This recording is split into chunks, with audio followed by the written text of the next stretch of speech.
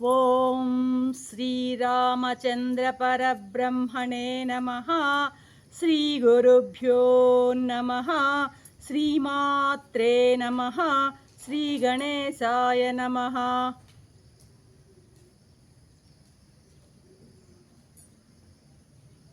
ప్రియాత్మ బంధువులారా, యోగ వాసిష్టం వైరాగ్య ప్రకరణం 6వ భాగం. నిన్నటి ఎపిసోడ్లో వాల్మీకి మహర్షి అరిష్టనేమికి శ్రీమన్నారాయణుడు శాపవశాన రాజు వేషం ధరించి రాముడిగా అవతరించాడు అని చెప్పడం జరిగిందనమాట. దానికి అరిష్టనేమికి ఆశ్చర్యమైపోయింది. అదేంటి మహర్షి, చిదానంద స్వరూపుడు కదా ఆయన, చైతన్యమూర్తి కదా, పరమాత్మ కదా నారాయణుడు, ఆయనకి శాపం ఎలా వచ్చిందయ్యా? ఆయన్ని శాపించిన వాళ్ళు ఎవరు, నాకు వినాలనుంది అని అడుగుతాడనమాట. అప్పుడు వాల్మీకి మహర్షి చెప్తున్నారు, ఒకసారి అరిష్టనేమి ఒకసారి బ్రహ్మదేవునితో సహా బ్రహ్మదేవుడు సత్యలోకంలో కొలువై ఉన్నాడు. ఆ సమయంలో నారాయణుడు బ్రహ్మలోకానికి వచ్చాడట. సరే, పూజనీయుడు కదా నారాయణుడు. ఆ బ్రహ్మలోకంలో ఉన్న వాళ్ళందరూ కూడాను ఆయన్ని లేచి యథావిధిగా సత్కరించి స్వాగత సత్కారాలు చేసి పూర్ణకుంభాలు సమర్పించి ఉచిత రీతిన అందరూ సత్కరించారన్నమాట. అయితే అక్కడ సనత్కుమారులు ఉన్నారు. ఈయన బ్రహ్మ మానసపుత్రుడు అనమాట. సనత్కుమారుడు ఈయన నిష్కామ యోగి, నిష్కాముడు. ఎటువంటి ఆయన కోరిక కామము లేనటువంటి ఋషి అన్నమాట. ఎవరు? సనత్కుమారుడు నిష్కాముడు. సృష్టిలో నాకు ఈ చరాచర సృష్టిలో కావాల్సిందేంది, వద్దనేదేంది, ఎవరిని ఆశ్రయించాలి, ఆశ్రయించాల్సింది ఏం లేదు కదా అనేటువంటి ఆ భావనతో ఆయన నారాయణుడికి ఏ విధమైనటువంటి సత్కారము చేయలేదన్నమాట. నమస్కారం చేయడం కానీ ఏ రకమైనటువంటి ఆ స్వాగత సత్కారాన్ని ఆయన చేయకుండా అలాగా మిన్నకుండిపోయాడు అనమాట. దీన్ని గమనించినటువంటి గోవిందుడు, సనత్కుమారా, నీవు నిష్కాముడివి అన్నటువంటి అహం ఉంది నీలో, నువ్వు నిష్కామ యోగివే, కానీ అహంకారం ఉంది, చూసావు, అహంకారం ఉంది నీలో. కాబట్టి నీవు యుక్తాయుక్త విచక్షణని కోల్పోయావు. మరి లోక మర్యాదను పాటించాలి, దేవలోక మర్యాదను పాటించాలి, నువ్వు పాటించలేదు, విచక్షణ కోల్పోయావు. కాబట్టి నువ్వు కుమారస్వామి అయి జన్మించు, కామపీడితుడవై అన్నటువంటి ఒక వర్డ్ ఎక్కడ ఉందన్నమాట. కుమారస్వామివై భూలోకంలో జన్మించు అని శపించాట సనత్కుమారుని. కాబట్టి కుమారస్వామి ఎవరు? సనత్కుమారుని యొక్క అంశే. బ్రహ్మ మానస పుత్రుడైనటువంటి సనత్కుమారుడే కుమారస్వామి, సుబ్రహ్మణ్యేశ్వర స్వామి. ఇక్కడ కామపీడితుడై అంటే ఏంటంటే ఆ వ్యామోహంతో పడి ఇద్దరు కదా ఆయనకి భార్యలు, వల్లి దేవసేన, అది బహుశా కావచ్చు. దాని యొక్క అంతర్గతమైనటువంటి రహస్యం కూడా ఉంటుంది. ఇంకోటి ఏంటంటే ఈ కుమారస్వామి పుట్టడం అన్నది శాపాలు, భగవంతుడు భక్తులు మధ్య కలిగే శాపాలన్నీ లోక కళ్యాణం కొరకే. ఈ కుమారస్వామి అవ్వడం వల్ల లాభం ఏంటి ప్రపంచ లోకానికంటే త్రిపురాసుర సంహారం, అసురులందరినీ రాక్షసుల్ని సంహరించడంలో కుమారస్వామి ప్రధాన పాత్ర వహిస్తాడు. దేవసేనకి ఆయన అధ్యక్షుడు అవుతాడనమాట. దేవసైన్యానికంత అధ్యక్షుడు అవుతాడు. ఇవన్నీ జరగాలి కాబట్టి మూలం అన్నమాట ఇది. సరే, ఇక సనత్కుమారుడు ఈయన పాపం సమాధి నుండి బయటకు వచ్చాడు. బయట వచ్చి ఆ శాపాన్ని వింటూనే ఈయన కూడా ఏంటంటే ఒక ప్రతిచర్యగా, నారాయణ, అయితే నీవు కూడా సర్వజ్ఞుడు అనేటువంటి అహంకారం ఉంది నీకు. ఎందుకంటే నాకు నిష్కాముండని తెలుసు, నేను సమాధిలో ఉన్నానని తెలిసి, నా యొక్క స్థితిని నువ్వు తెలిసి కూడా నన్ను సర్వజ్ఞుడవు నీవు, కాబట్టి నీకు అన్నీ తెలుసు, సర్వజ్ఞుడు నీవు, అయినా కూడా నన్ను శపించావంటే నీకు సర్వజ్ఞుడిని నేను అన్నటువంటి అహం ఉంది. కాబట్టి నీవు కూడా నీ సర్వజ్ఞత్వాన్ని కొంతసేపు కోల్పోతావు పో అన్నాడనమాట. అంటే ఆ మరుపు, అజ్ఞానిలాగా జ్ఞానం కొంతకాలం వరకు నువ్వు కోల్పోతావు అని శాపం ఇచ్చాడు. ఈ శాపం వల్లనే రాముడుగా పుట్టి ఆ బాల్య దశలో కొంతకాలం వశిష్ఠుడు ఏమిటి, రాముడికి బోధ చేయడం ఏమిటి అన్నటువంటి సందేహం మనకి కలిగింది గతంలో. కాబట్టి రాముడు సర్వజ్ఞుడు కదా, ఆయన సర్వాంతర్యామి చిదానంద స్వరూపుడు, ఆయనకేంది బోధ, రాముడికే ఏమిటి బోధ అనేటువంటి ప్రశ్నకు ఇక్కడ సమాధానం దొరికిందనమాట. ఇక్కడ సనత్ కుమారుడు ఇచ్చిన శాపం వల్ల ఆ రామచంద్రుడు ఆ బాల్యకాలంలో అజ్ఞానిలాగా ప్రవర్తించి తిరిగి మళ్ళీ వశిష్ఠ మహర్షుల ద్వారా జ్ఞానాన్ని పొందాడు అన్నది మనం ఇక్కడ అర్థం చేసుకోవాల్సినటువంటి విషయం అన్నమాట. కాబట్టి మొట్టమొదటి శాపం ఇదే. ఇక రెండవ శాపం ఏంటంటే, మా దేవాసురులకి సంగ్రామాలు ఎప్పుడు జరుగుతుంటాయి, యుద్ధాలు ఎప్పుడు జరుగుతుంటాయి అన్నమాట.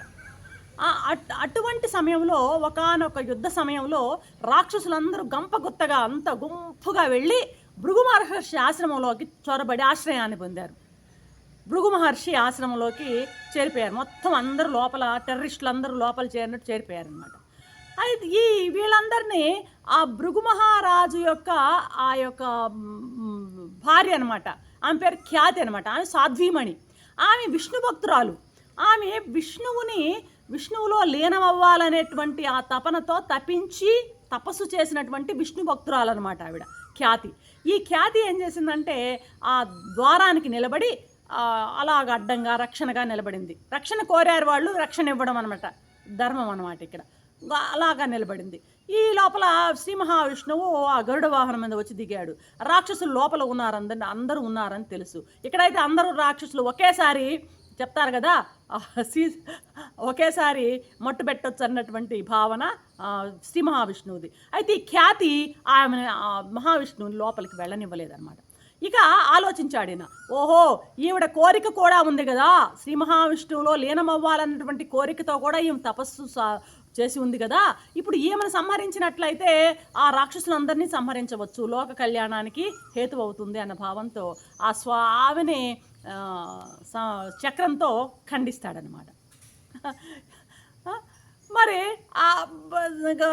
సరే ఆ విధంగా ఆమె వచ్చి భగవంతుడిలో లీనమైంది, ఆమె కోరికను సఫలం చేశాడు. అయితే ఈ భృగు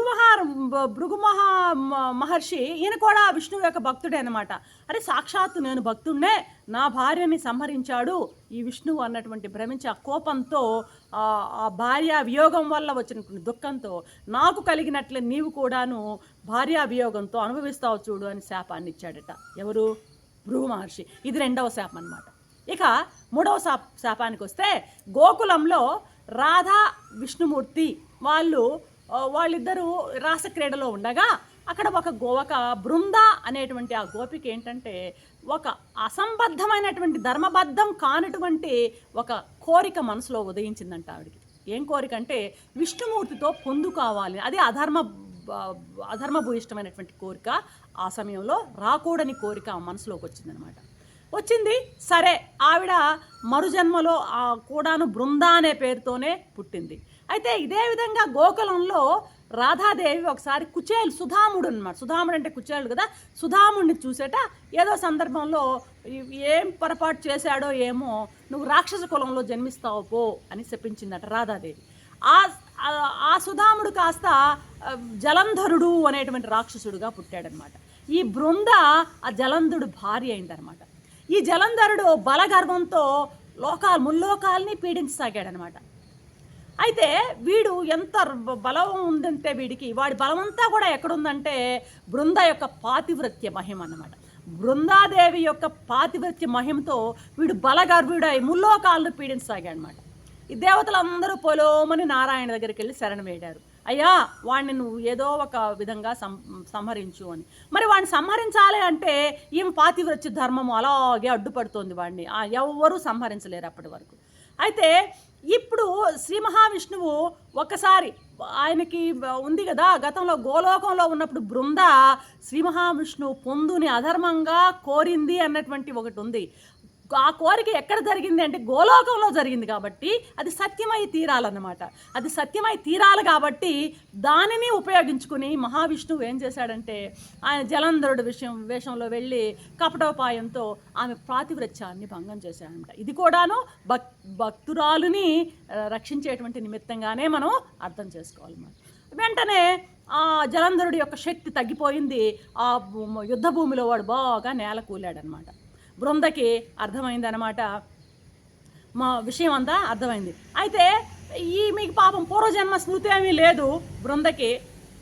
ఎందుకు ఇలా జరిగిందన్నది కూడా ఈవిడికేం పూర్వజన్మలో గోకులంలో ఆమె కోరిన కోరిక అవన్నీ గుర్తులేం లేవు.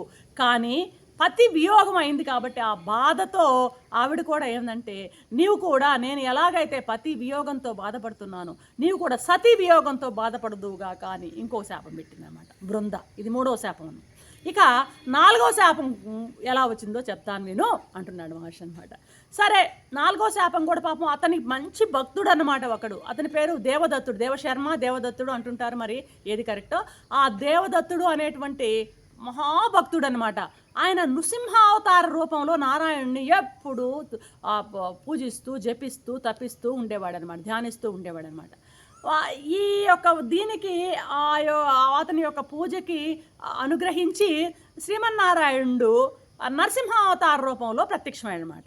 అయితే ఎవరైతే పూజ చేస్తారో వారికే ప్రత్యక్షం అవుతారు మామూలుగా. కానీ ఇక్కడ ఏంటంటే ఆ యొక్క దేవదత్ శర్మ యొక్క భార్య ఉంది చూశారు, ఆ భార్య కూడాను పాపము ఈయనతో పాటు సహధర్మచారిణి పూజల్లో అన్నిట్లో పాల్గొంటూ ఈమె కూడా ఉపాసనలో హ్యాండ్ ఇన్ హ్యాండ్ ఇద్దరు నడిచారు కాబట్టి ఇద్దరికి ఒకేసారి ఆ నృసింహ అవతారం దర్శనమిచ్చిందనమాట.